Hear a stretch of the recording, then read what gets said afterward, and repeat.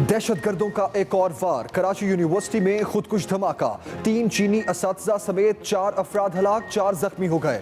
धमाका इतना जोरदार था कि पूरी वैन तबाह हो गई, करीबी इमारतों के शीशे टूट गए। जामे में कन्फ्यूशियस इंस्टीट्यूट के करीब धमाका हुआ। इंचार्ज CTD राजा उमर खिताब के मुताबिक धमाका खुदकुश था। हमलावर ने बारूदी मवाद एक बैग में रखा हुआ था। सिक्योरिटी सख्त होने के बायस IED इस्तेमाल नहीं की गई। गाड़ी मस्कन चौक के गेट से जामे में दाखिल हुई। तफ्तीशी टीमों के मुताबिक धमाके में 4 किलो से जायद बारूदी मवाद इस्तेमाल हुआ। जामे कराची के रजिस्ट्रार ने बताया, धमाके में 3 चीनी असातिज़ा और वैन ड्राइवर जाँ बहक हुए।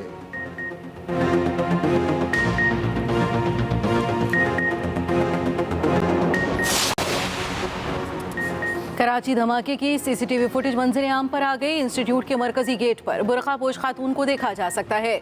असातिज़ा की गाड़ी मरकजी गेट पर पहुंचते ही धमाका हो जाता है, हर तरफ धुआं फैल जाता है। कराची पुलिस चीफ गुलाम नबी मेमन ने बताया, वैन में कराची यूनिवर्सिटी के असातिज़ा मौजूद थे। असातिज़ा यहाँ रहते हैं और ये उनकी ट्रांसपोर्टेशन थी। कराची यूनिवर्सिटी की सिक्योरिटी फुल प्रूफ है। मुकम्मल तफ्तीश के बाद तफसीलात सामने आएंगी। बम डिस्पोजल स्क्वाड ने इब्तिदाई रिपोर्ट तैयार कर ली। बताया, धमाके में 3 से 4 किलो बारूदी मवाद इस्तेमाल किया गया। हमले में खुद को जैकेट इस्तेमाल हुई। जाए वक़्वा से बॉल बेरिंग मिले। खुदकुश हमलावर का ताहाल सर नहीं मिला।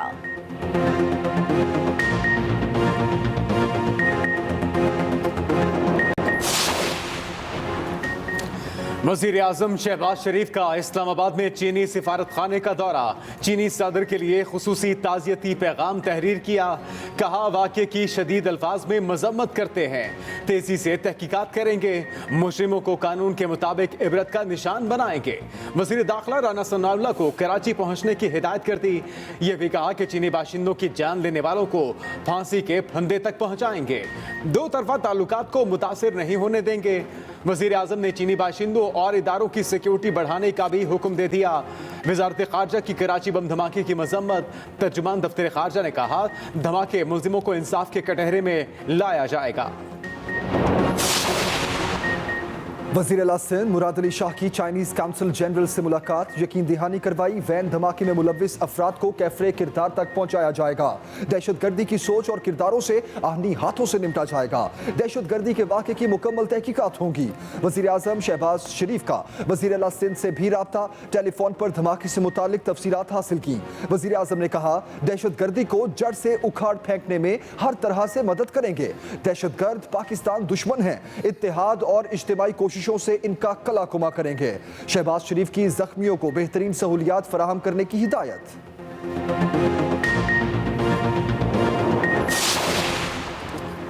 हमजा शहबाज की हल्फ बर्दारी कब होगी? लाहौर हाई कोर्ट ने सुबह 10 बजे फैसला सुनाएगा। चीफ जस्टिस ने रिमार्क्स दिए, कोशिश की सदर को मुकम्मल एहतराम दिया जाए, मगर लगता है उन्हें ये बात पसंद नहीं आई। एडवोकेट जनरल पंजाब से अदालत ने पूछा, बताएं किस कानून के तहत ये सारा मामला चल रहा है? डिप्टी स्पीकर प्रिजाइडिंग अफसर था, गली मोहल्ले का आदमी नहीं था। इसने अदालत के हुक्म पर इलेक्शन करवाया। कानून के साथ पिछले 25 दिनों से क्या हो रहा है? कितने अरसे तक बगैर वजीर आला के सूबा चल सकता है? एडवोकेट जनरल पंजाब ने कहा कि 3 दिन पहले अदालती हुक्म सदर को मौसूल हुआ, अब वो इस मामले को देखेंगे। चीफ जस्टिस ने कहा कि इसका मतलब तो ये है कि सदर पहले सोए हुए थे, इस अदालत ने उन्हें जगाया। सदर ने इस सूबे के लिए क्या किया? मुझे सदर पाकिस्तान का कोई फिक्रमंदाना काम बता दें। अदालत ने समाअत मुकम्मल होने पर फैसला महफूज किया। मरियम नवाज की पासपोर्ट वापसी की दरखास्त इम्तिहान बन गई। समाअत के लिए बनाया गया लाहौर हाईकोर्ट का बेंच तीसरी बार टूट गया। समाअत शुरू हुई तो जस्टिस फारूक हैदर ने केस सुनने से माजरत कर ली। बेंच टूटने पर चीफ जस्टिस लाहौर हाईकोर्ट ने जस्टिस बाकिर अली नशफी और जस्टिस अजद जावेद घराल पर मुश्तमिल नया बेंच तश्कील दिया। सपहर को समाअत दोबारा शुरू हुई तो जस्टिस अजद घराल ने भी केस सुनने से इनकार कर दिया। चीफ जस्टिस ने नया बेंच तश्कील दिया। जस्टिस सरदार अहमद नईम शामिल नया 2 रुकनी बेंच कल समाअत करेगा। मरियम नवाज का नाम उम्रा अदायगी करने वालों की फहरिस्त में शामिल है। वजीर आजम ने इत्तिहादियों और फैमिली के साथ 28 अप्रैल को सऊदी अरब जाना है।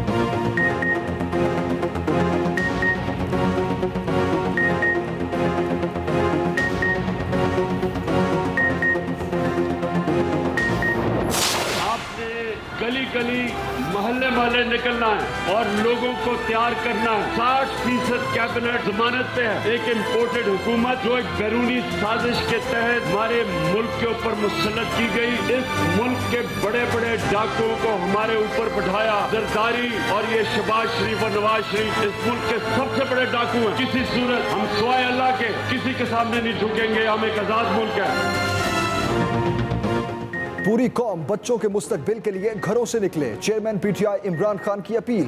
कहा, हमें आजादी का पैगाम लेकर गली गली गांव गांव जाना है। सारी कौम को तैयार करना है। बैरूनी साजिश के साथ इंपोर्टेड हुकूमत मुसल्लत की गई। 60% हुकूमती काबीना जमानत पर है।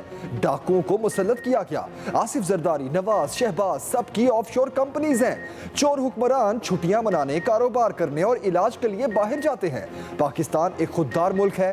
कलमा के नाम पर मुल्क बना था। सिवाय अल्लाह के किसी के सामने नहीं झुकेंगे। हमारी हुकूमत हटाने के लिए मीर जाफर और मीर सादिक ने मिलकर साजिश की। ये आजादी की जंग है। पाकिस्तान के हुक्मरान करप्ट तरीन हुक्मरान हैं। इनके खिलाफ हमें निकलना होगा। इमरान खान और उसके साजिशियों ने आइन को पामाल किया। आइन पर हमले की तहकीकात होनी चाहिए। Chairman peoples party Bilawal Bhutto Zardari का मुतालबा। कहा, हमारे आइन को कागज का टुकड़ा समझकर फाड़ा गया है। सदर पाकिस्तान की कुर्सी पर बैठा शख्स भी साजिश में मुलव्वस है। इमरान खान की सियासत झूठ और प्रोपेगेंडे पर मबनी है। आइन पर हमले की तहकीकात होनी चाहिए। मुल्क की जमहूरियत के साथ खेल खेला गया। ये भी कहा, नए मिसाक़ जमहूरियत पर जल्द काम शुरू हो जाएगा। नवाज शरीफ से लंदन में 2 मुलाकातों में अहम फैसले किए।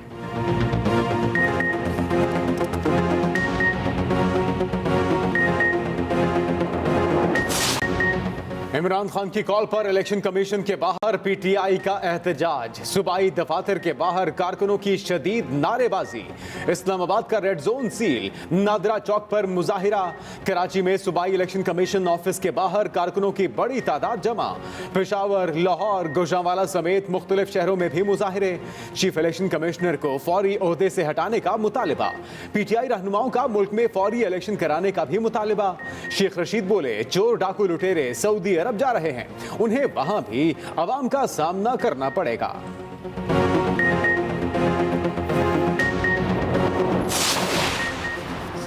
इलेक्शन कमीशन की फॉरेन फंडिंग केस में ताखीर के बयानात की सख्ती से तरदीद। पीटीआई एहतजाज पर अपना रद्द-ए-अमल जारी कर दिया। कहा, इलेक्शन कमीशन में पीटीआई फॉरेन फंडिंग केस इख्तितामी मराहिल में है। तमाम फॉरेन फंडिंग केसेस में ताखीर सियासी जमातों की वजह से होती रही है। पीटीआई की दरखास्त पर सियासी जमातें ताखीरी हरबे इस्तेमाल कर रही हैं। जिन सियासी पार्टीज ने जवाबात जमा नहीं करवाए, उनके खिलाफ यकतरफा कार्रवाई अमल में लाई जा चुकी है।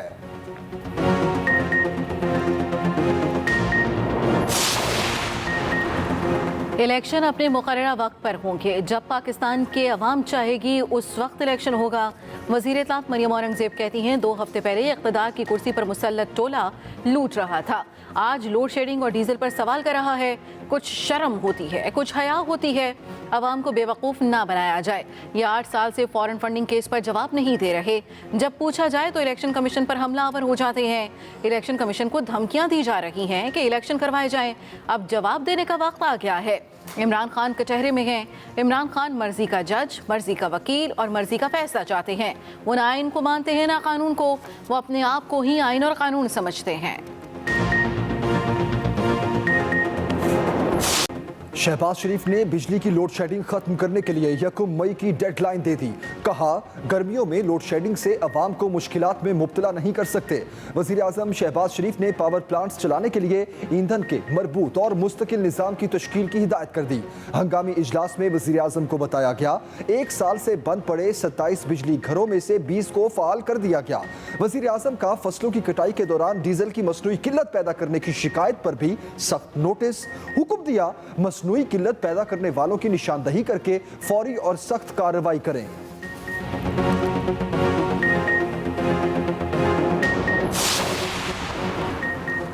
शदीद तरीन गर्मी में तवील लोड शेडिंग का अजाब बरकरार। शहरी इलाकों में 10 जबकि देहातों में 12 घंटे से ऊपर लोड शेडिंग। आवाम की जिंदगी अजीरन, रोजेदारों की मुश्किलात में इजाफा, कारोबारी जिंदगी बुरी तरह मुतासर होने लगा। सहरी और अफ्तारी समेत दिन और रात के मुख्तलिफ औकात में बिजली की गैर एलानिया लोड शेडिंग जारी। आवाम का सब्र जवाब देने लगा। लाहौर के इलाके इजरा में मुजाहिरा। उधर महकमे मौसमियात ने सख्त गर्मी पड़ने की पेशगोई भी कर दी। दर्जा हरारत में 5 से 8 डिग्री इजाफे का इम्कान। सिंध में हीट वेव अलर्ट जारी।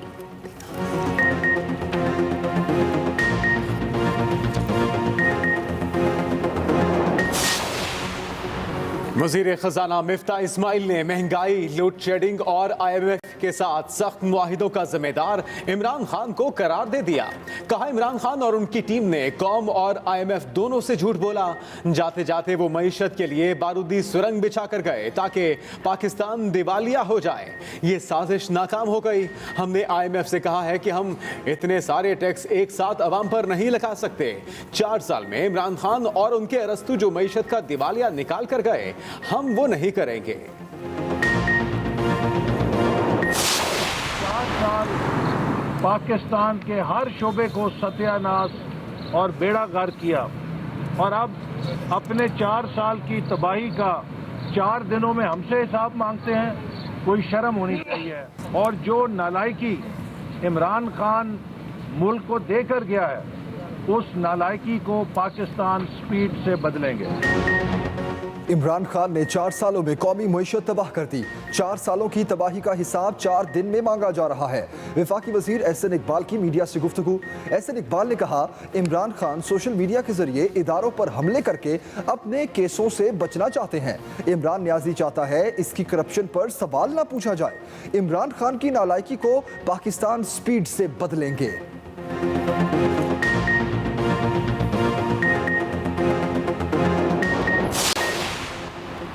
ओपोजिशन लीडर के लिए एक और दरखास्त स्पीकर ऑफिस में जमा। रुकने कौमी असेंबली राजा रियाज की बतौर ओपोजिशन लीडर तकर्री की दरखास्त जमा कराई गई। 13 अरकान कौमी असेंबली के दस्तखतों से दरखास्त जमा कराई गई। राजा रियाज के मुताबिक इन्हीं 13 अरकान ने उनका नाम तजवीज़ किया।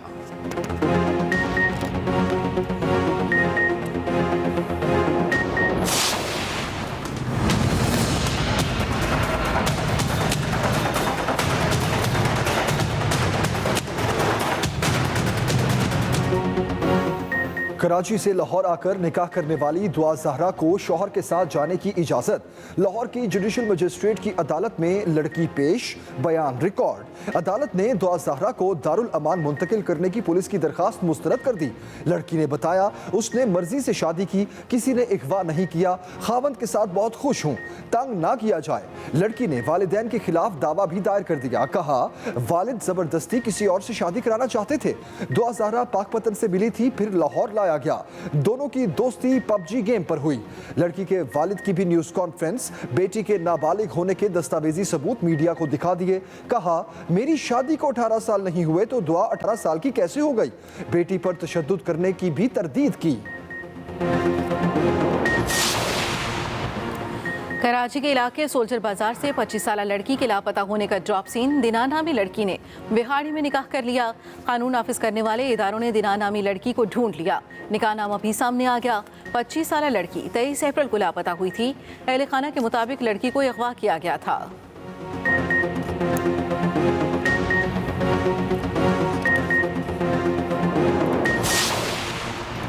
FIA साइबर क्राइम विंग की कार्रवाई। लड़की को ब्लैकमेल करने वाले दोनों मुलजिम गिरफ्तार। मुलजिम के मोबाइल फोन से ब्लैकमेलिंग के सबूत भी मिले। मुकदमा दर्ज।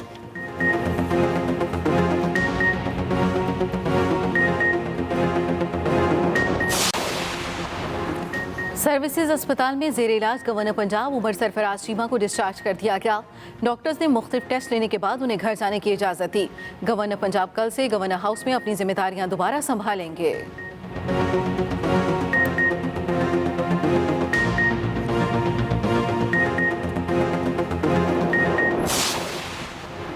बलूचिस्तान में बल्दियाती इंतखाबात के लिए कागजात नामजदगी की जांच पड़ताल का मरहला मुकम्मल।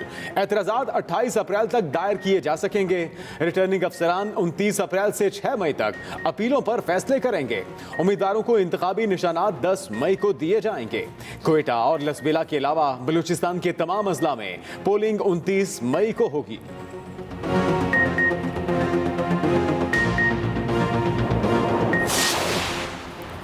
शहबाज शरीफ हनीमून मनाने इत्तेहादियों के साथ सऊदी अरब जा रहे हैं। अमीर जमात इस्लामी सिराजुल हक कहते हैं, नया वजीर खजाना ओहदा संभालते ही IMF की चौखट पर चला गया। IMF की वजह से हमारी माली मुश्किलात कम नहीं हुई बल्कि बढ़ रही हैं। कौमी मुजरिमों के पेट फाड़ कर दौलत वापस ली जाए।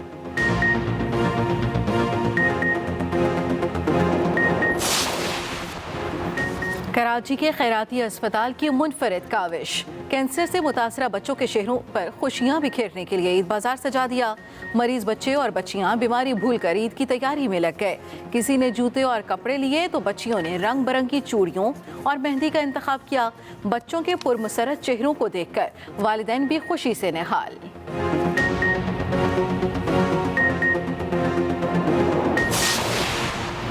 छोटी ईद की बड़ी छुट्टियां। वफाकी हुकूमत ने 2 मई से 5 मई तक ईद उल फितर की छुट्टियों का नोटिफिकेशन जारी कर दिया। ज़राए के मुताबिक 3 छुट्टियों की समरी भिजवाई गई। वज़ीर आज़म ने 4 छुट्टियों की मंजूरी दे दी।